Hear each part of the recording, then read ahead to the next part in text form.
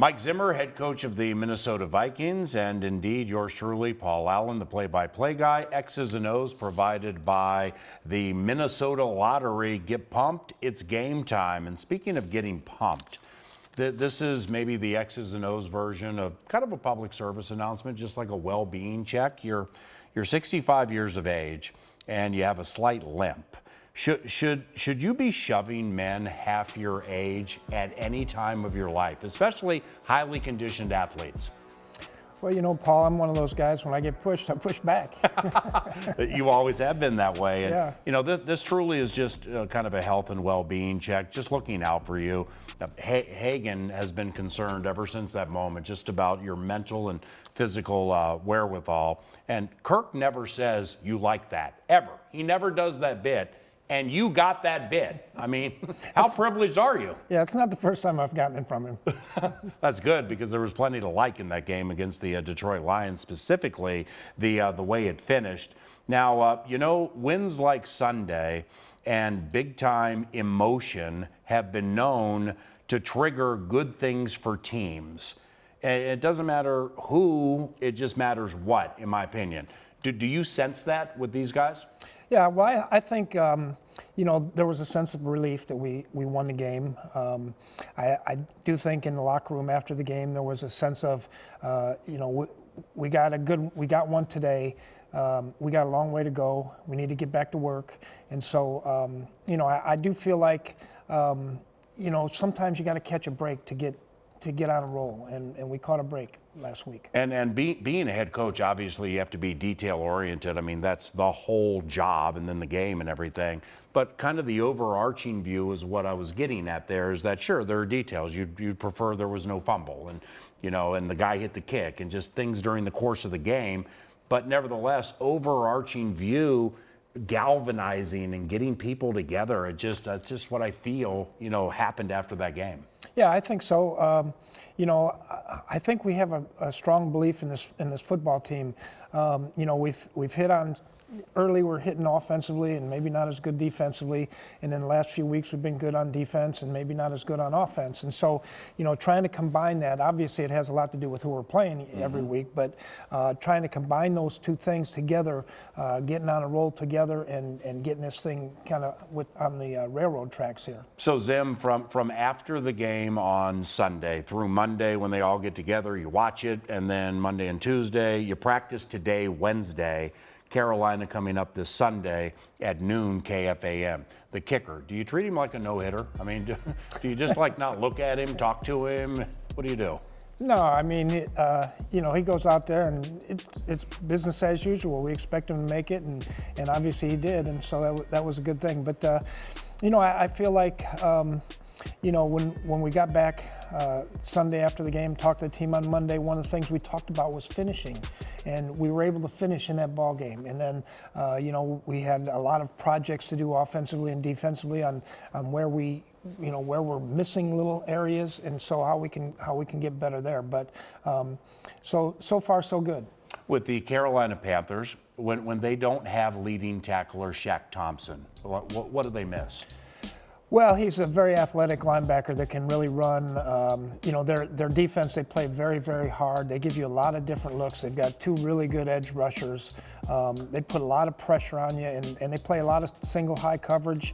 You know, a lot of man-to-man, a lot of 3-deep zone, and they're very sticky on their coverage. So they're going to sit on a lot of routes. You know, we have to make them respect our receivers. Well, at halftime of that Philadelphia game, they lose to Philadelphia. There was a block punt in there too. I mean, they're dominating. Like what flipped in that game? Well, you know, it's just it's the same thing. You know, turnovers. Philly got 2 turnovers on them.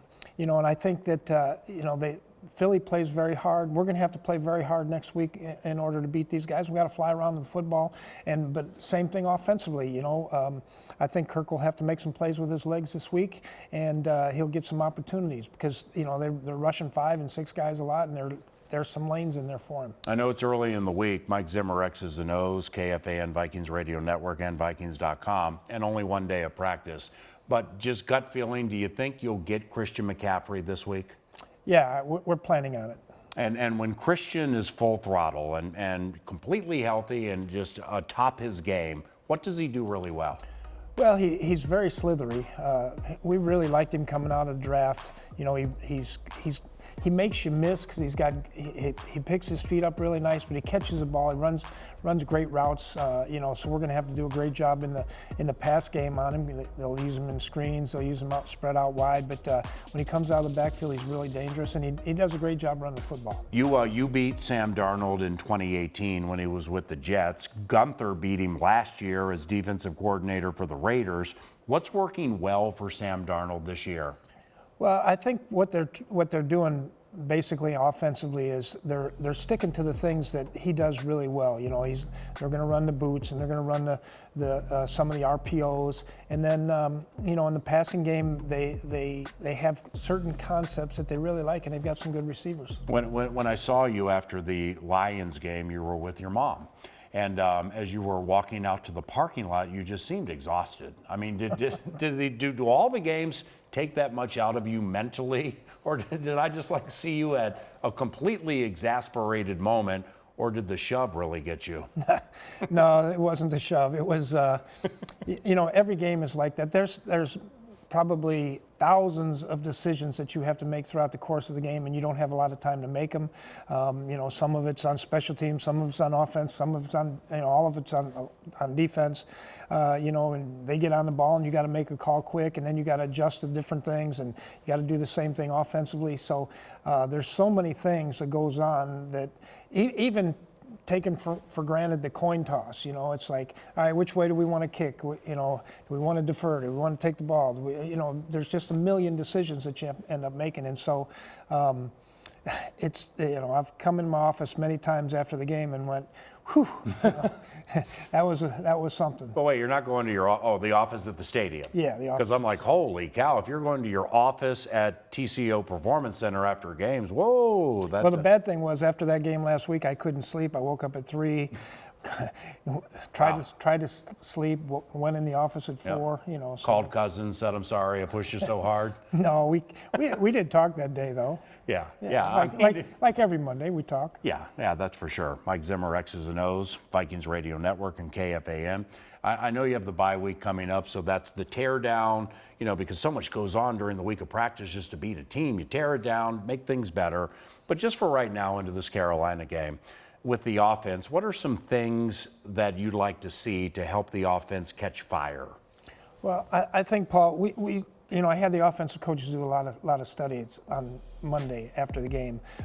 You know, coming out of the locker room, the possessions in the second half. Some of the things, you know, what is our tendencies on first and possession? What's our tendencies on earned first down? In the running game, have we gotten away from the things that we do really, really well and start scheming to some of the other areas because of what we're doing? Third downs, where are we at there? You know, go through the third downs. Give me all those situations.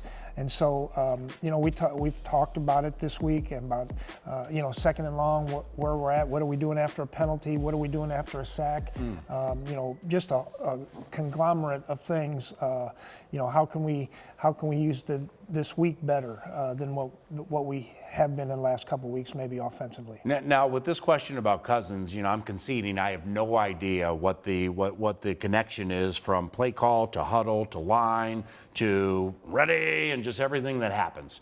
But when it comes to flexibility at the line, would it ever be permitted for him to like do more or call a game at the line? Well, I think a few years ago he had a lot flexibility, and you know, it was a lot of stuff for him. He can handle it, but it was an awful lot of stuff for him. And he does a lot at the line of scrimmage.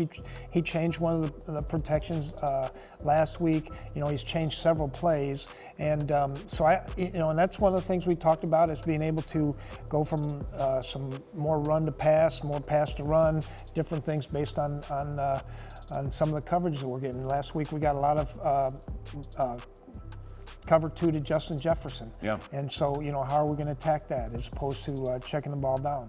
Time for 2 more with your tight end, Chris Herndon.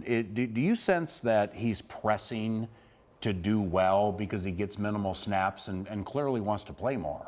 Yeah, I don't think he's pressing. I think he wants to do well, but I don't think that he's pressing. You know, the one penalty he had, It was bogus.